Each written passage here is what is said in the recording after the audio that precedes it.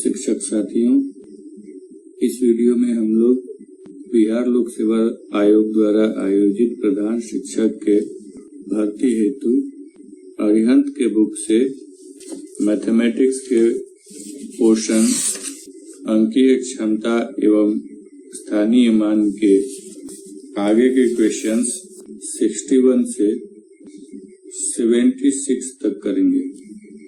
Question number 61 में given है, किसी संख्या को 899 से भाग देने पर शेष 63 प्राप्त होता है। यदि उस संख्या को 29 से भाग दें तो शेष कितना प्राप्त होगा। तो ऐसे क्वेश्चंस को करने के लिए हमें इस संख्या में जिससे भाग दी गई है और शेष प्राप्त होता है, तो भाग दी जाने वाली संख्या में जो नई संख्या है जिससे भाग देने को कहा जा रहा है उस संख्या से भाग देते हैं। तो 899 में 29 से भाग देंगे। अगर यह संख्या कट जा रही है तो हमारा काम 29 से 63 को डिवाइड करना होता है। जब 63 को डिवाइड करेंगे तो यहाँ से जो शेष प्राप्त होगा वही हमारा आंसर होगा। ऐसे क्वेश्चंस में अक्सर जो पहली भाग देने वाली संख्या होती है वो दूसरी भाग देने वाली संख्या से कट जाती है। तो हमें जो पहली भाग देने वाली संख्या से शेष बची संख्या होती है उसमें दूसरी भाग देने वाली संख्या से भाग देना होता है। तो इसमें हम लोग 899 डिवाइडेड बाय 29 करेंगे। तो इस 29 से यह 31 टाइम्स में डिवाइड हो जाता है। तो ऐसे कंडीशन में हमें शेष बची हुई संख्या जो 899 से भाग देने के बाद शेष बची संख्या 63 है उसमें हमें 29 से भाग देना होगा। तो जब 29 से इसमें भाग देंगे तो ये 2 टाइम्स जाएगा और 5 शेष बचेगा। तो यही 5 हमारा आंसर होगा। 62 क्वेश्चन में दिया गया है, भाग की एक संक्रिया में भाजक भागफल का 12 गुना और शेषफल का 5 गुना है। यदि शेष 48 हो तो भाज्य कितना होगा। तो सबसे पहले हम लोग देखते हैं कि यहाँ पर भाजक होता है, ये भाज्य का स्थान है, ये भागफल और शेष। तो हमसे भाज्य पूछा जा रहा है। तो भाज्य बराबर क्या होता है, भाज्य बराबर भाजक गुने भागफल प्लस शेष। तो अब हमें इनके वैल्यूज को रखना है। हमसे कहा जा रहा है कि यदि शेष 48 है और भाजक को भागफल का 12 गुना और शेष फल का 5 गुना बताया गया है, तो इसका मतलब है कि यहाँ शेष फल हमें प्राप्त है 48 और भाजक को इसका 5 गुना बताया गया है, मतलब भाजक हो जाएगा 5 into 48। तो भाजक के प्लेस पर हम लोग 5 into 48 कर देंगे और दी गई संख्या में 12 से डिवाइड कर देंगे तो ये भागफल हो जाएगा। क्यों? क्योंकि कहा जा रहा है कि यह भागफल का 12 गुना है। तो इस संख्या में मतलब भाजक में 12 से भागा दे देंगे तो भागफल आ जाएगा। ये पूरा स्टेप इस तरह से आता है, भाजक शेष का 5 गुना हो गया और भाजक ही भागफल का 12 गुना हो जाएगा जब इसमें 12 से भाग दे देंगे। तो अब हमें इसको सॉल्व करना है। तो 5 into 48 240 होता है और इसको करेंगे तो ये 12 से 4 टाइम्स में कट जाएगा, तो ये 5 4 जा 20 हो जाएगा और ये 48, तो 240 इंटू 20 प्लस 48 हो जाएगा। इसमें इससे मल्टीप्लाई करेंगे तो ये 4800 हो जाएगा प्लस 48, तो ये 4848 हमारा भाज्य आ जाएगा। तो यही हमारा आंसर होगा। 62 का ऑप्शन डी करेक्ट ऑप्शन है, जिसमें 4848 बताया गया है। 63 में देखते हैं, किसी संख्या को 192 से भाग देने पर शेषफल 54 प्राप्त होता है। उसी संख्या को 16 से डिवाइड करने पर शेषफल क्या मिलेगा? तो हमें 192 को 16 से डिवाइड करना होगा। 16 1 जा 16, 3 बचेगा और ये 2 हो जाएगा, तो 16 2 जा 32, ये कैंसिल हो गया। तो अब हमें डायरेक्टली इससे इसमें भाग देना होगा। तो 16 में 3 से मल्टीप्लाई करेंगे तो 48 आएगा, तो 16 3 जा 48 और 48 इसमें से घटा देंगे तो 6 बचेगा। तो इसे मैंने यहाँ कर दिया है कि तो ये 6 शेष बचता है और यही हमारा आंसर होगा, जो ऑप्शन बी में दिया है। 64 नंबर क्वेश्चन में दिया है, यदि कोई संख्या 85 से पूर्णतः विभाजित हो जाती है तो उसी संख्या में 17 से भाग देने पर शेष क्या बचेगा?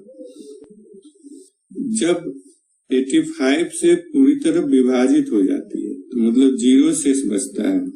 तो अब हमें चेक करना है कि क्या 17 से ये 85 डिवाइड हो जा रहा है। यस, ये डिवाइड हो गया 5 टाइम्स में, तो 5 बार में 85 आ जाता है।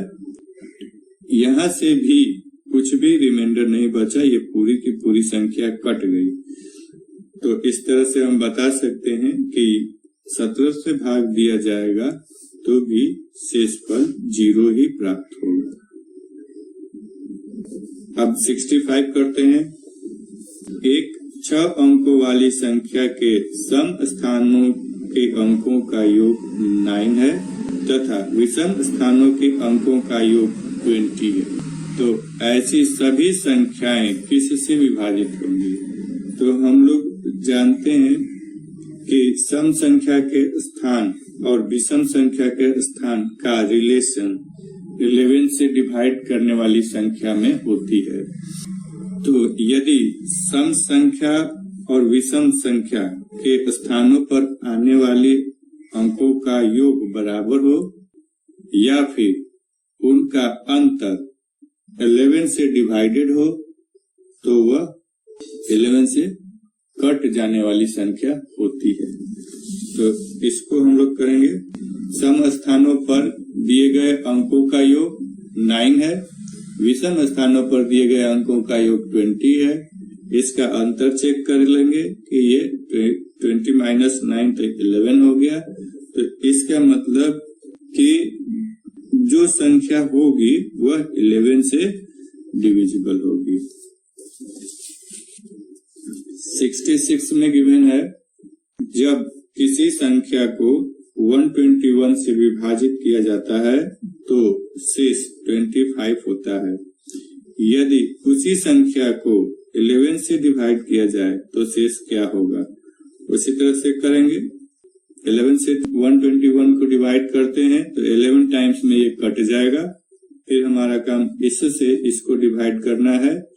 11 2 जा 22, 22 25 में से घटाएंगे तो 3 बचेगा और 3 हमारा आंसर होगा। 67 में गिवन है 0.16 रूट 0.16 0.16 का स्क्वायर और 0.04 में सबसे बड़ी संख्या कौन सी है? तो इसके लिए हमें एक रिलेशन फाइंड करना होगा। दी गई संख्याओं को सबसे पहले लिखेंगे 0.16 रूट 0.16 0.16 का स्क्वायर और 0.04 ये मैंने लिख लिया क्वेश्चन में दी गई संख्या को।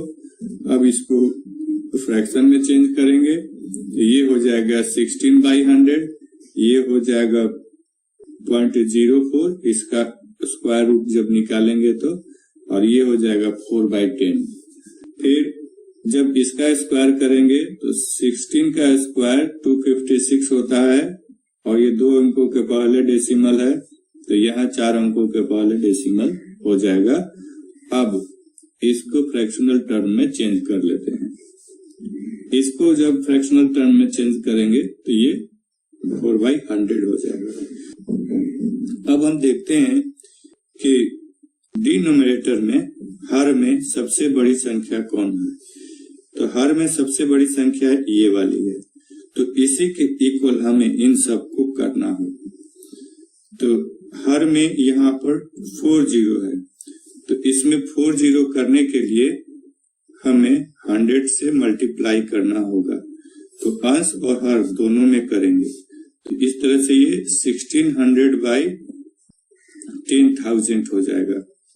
और इसमें 1 जीरो है तो 1000 से मल्टीप्लाई करेंगे तो ये 4000/10,000 हो जाएगा। ये ऑलरेडी हमारा किया हुआ है और इसमें 100 से मल्टीप्लाई करेंगे तो ये 400/10,000 हो जाएगा। हर में प्रत्येक भिन्न में 10,000 है।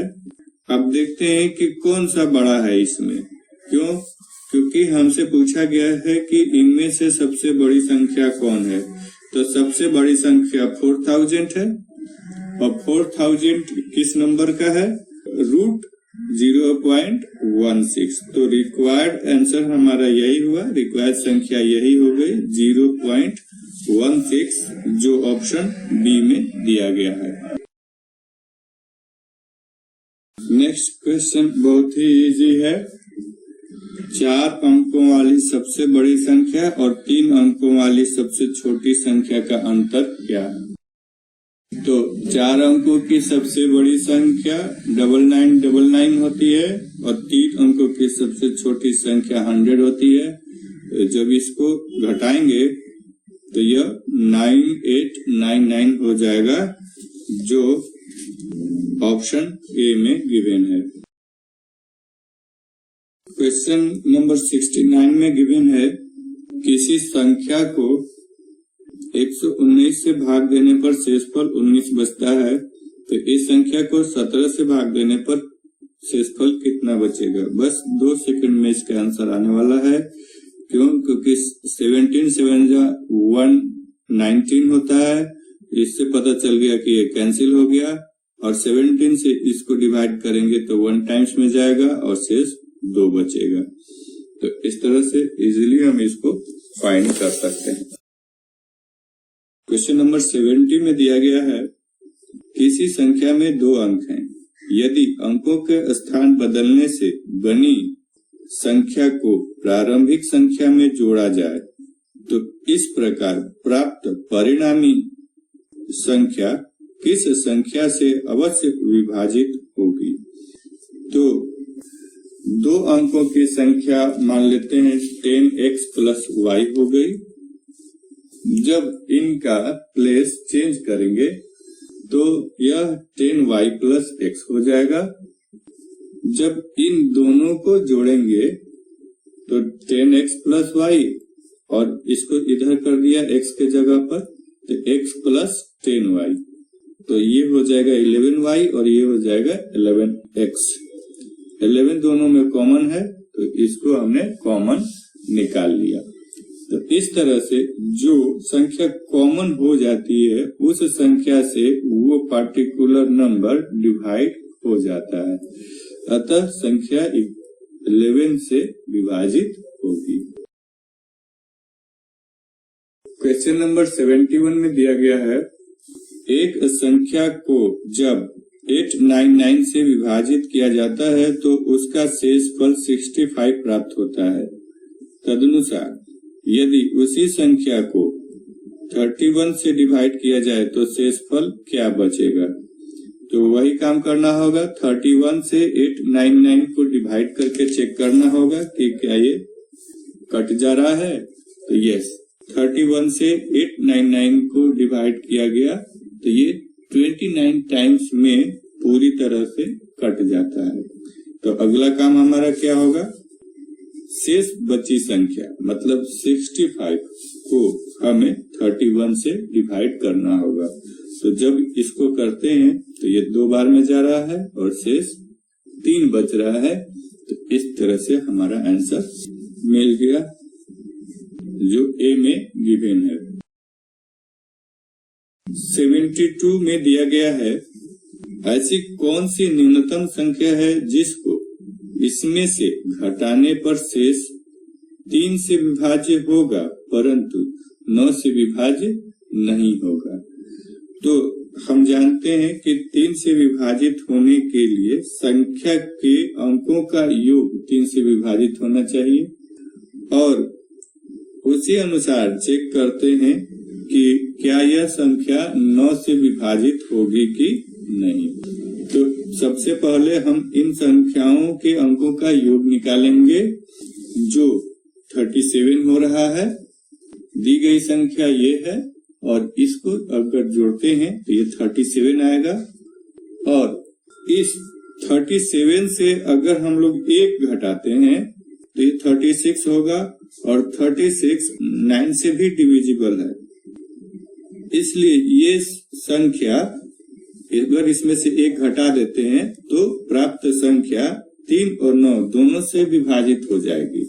हालांकि एक ऑप्शन में नहीं दिया गया है, ऑप्शन में 8, 6, 4 और 3 दिया गया है, पर मैंने इसको करके इसलिए बताया कि अगर ये संख्या 3 और 9 दोनों से डिवाइड होती है तो दी गई संख्या 3 और 9 से डिवाइड होगी। अगर दी गई संख्या का सम सिर्फ 3 से डिवाइड हो जाता है, 9 से डिवाइड नहीं होता है, तो दी गई संख्या सिर्फ 3 से ही डिवाइड होगी। अब 37 से 4 को घटाएंगे तो 33 आएगा जो सिर्फ 3 से विभाजित होगा, क्यों कि 33 9 से डिविजिबल नहीं होता है। ये मैंने कैलकुलेटर ओपन किया है जिसमें दी गई संख्या 2, 6, 4, 9, 2, 5, 1, 8 है। तो इसमें से 4 सब्सट्रैक्ट करेंगे तो प्राप्त संख्या ये हो जाएगी और इसमें 3 से डिवाइड करेंगे तो यह पूरी तरह से कैंसिल हो जा रहा है। लेकिन यदि इसको हम लोग 9 से डिवाइड करेंगे तो आंसर हमारा डेसिमल में आ रहा है। तो इस तरह से यह संख्या सिर्फ 3 से डिवाइड हुई, 9 से नहीं हुई। तो हमें क्या मिला कि यदि संख्याओं के अंकों का सम 3 और 9 दोनों से डिवाइड होता है तो दी गई संख्या दोनों से डिवाइड होगी। अगर 3 से डिवाइड होता है 9 से नहीं तो दी गई संख्या भी सिर्फ 3 ही से डिवाइड होगी, 9 से नहीं होगी। क्वेश्चन नंबर 73 में दिया गया है 3 अंकों वाली एक संख्या 4A3 को 3 अंकों वाली दूसरी संख्या 984 में जोड़ने पर 4 अंकों वाली संख्या 13B7 प्राप्त होती है जो 11 से विभाज्य है। तब 3A + 4B का मान क्या होगा? तो इसको हम लोग अरेंज करते हैं। दिया गया है 4A3 और 984, इन दोनों को जोड़ने से 13B7 प्राप्त होता है जो 11 से डिविजिबल है। तो 11 से डिविजिबल होने का रूल क्या कहता है कि विषम स्थान पर आने वाली संख्याओं का योग सम स्थान पर आने वाली संख्याओं के योग के बराबर होता है। तो विषम स्थान पर आने वाली संख्या 1 प्लस b है और सम स्थान पर आने वाली संख्या 3 प्लस 7 है। तो इससे हम लोग b का वैल्यू 9 फाइंड कर लेते हैं। तो आसानी से a का वैल्यू फाइंड कर लेंगे। क्यों? यहाँ से देख रहे हैं कि 3 और 4 7 हो गया, तो इसका मतलब इधर से कोई हासिल या कैरी नहीं जा रहा है। तो यहाँ जब 9 आ गया तो 9 माइनस 8 करेंगे तो a का वैल्यू आ जाएगा। तो इस तरह से a का वैल्यू 1 हो गया। तो प्रॉब्लम ये दिया है कि हमें 3a प्लस 4b का वैल्यू फाइंड करना होगा। तो 3a प्लस 4b में a के प्लेस पर a का वैल्यू, b के प्लेस पर b का वैल्यू पुट कर देंगे। तो इस तरह से हमारा आंसर 39 आ जाएगा। क्वेश्चन नंबर 74 में दिया गया है कि 3 अंकों की एक संख्या 11 से भाज्य है और इकाई के स्थान पर उसका अंक 1 है। वह संख्या उन अंकों के उलटने से बनी संख्या से 297 अधिक है, तो वह संख्या क्या है? तो यहाँ ऑप्शन से हम लोग देखते हैं कि संख्या 11 से भाज्य है। तो 11 से भाज्य होने के लिए सम स्थान और विषम स्थान के अंकों का योग सेम होना चाहिए या उनका डिफरेंस 11 से कटना चाहिए। तो यहाँ देखते हैं, और दूसरा कंडीशन ये दिया है कि उसके इकाई का अंक 1 है। तो इन ऑप्शंस को चेक करने पर पता चल रहा है कि यहाँ इकाई का अंक 1 है। तो 4 और 1 को ऐड करते हैं तो ये 5 आ गया, जो कि सम स्थान पर आने वाली संख्या के बराबर है। और जब इनको उल्टा करते हैं तो इनका डिफरेंस 297 आना चाहिए। तो चेक कर लेते हैं। 451 माइनस, इसको उल्टा करेंगे तो 154, तो ये 297 आ जाएगा। तो इस तरह से रिक्वायर्ड आंसर 451 हुआ। क्वेश्चन नंबर 75 में 36 और 84 का HCF फाइंड करना है, महत्तम समापवर्तक फाइंड करना है। तो इसमें हम नंबर्स का प्राइम फैक्टराइजेशन ले लेंगे। 36 का 2 into 2 into 3 into 3 होगा और 84 का 2 into 2 into 3 into 7 होगा। अब इनमें से कॉमन नंबर्स कौन कौन से हैं, इनको हमें चेक करना पड़ेगा। तो कॉमन नंबर ये हो गया, फर्स्ट 2, सेकेंड 2 एंड ये 3। तो 2, 2 और 3 को ले लेंगे। जो अनकॉमन नंबर है, जो कॉमन नहीं है, उसको नहीं लेते हैं, उसको हम एलसीएम में लेते हैं। तो इससे इन अंकों को मल्टीप्लाई करेंगे तो ये 12 आ जाएगा, जो हमारा रिक्वायर्ड आंसर है। अदरवाइज हमें 36 से 84 को डिवाइड करना होगा डिविजनल मेथड से ले जाने के लिए। ये 2 टाइम्स में जाएगा तो ये 12 आएगा, और यहाँ से 2 और ये 1 हो गया, और 36 को डिवाइड करेंगे तो ये 3 टाइम्स में 36 आ जाएगा और ये कैंसिल हो जाएगा। तो इस तरह से HCF हमारा क्या हो जाएगा, 12 ही आएगा। अब अंतर ये है कि अगर 3 नंबर 4 नंबर दिया गया है तो उसको बारी बारी से डिवाइड करके हम लोग आंसर फाइंड कर सकते हैं, लेकिन जब प्राइम फैक्टराइजेशन करते हैं तो उसे इकट्ठा एक ही बार में आंसर आ जाता है। क्वेश्चन नंबर 76 में गिवन है 36, 40 और 48 का HCF क्या होगा। तो प्राइम फैक्टराइजेशन मेथड से करते हैं।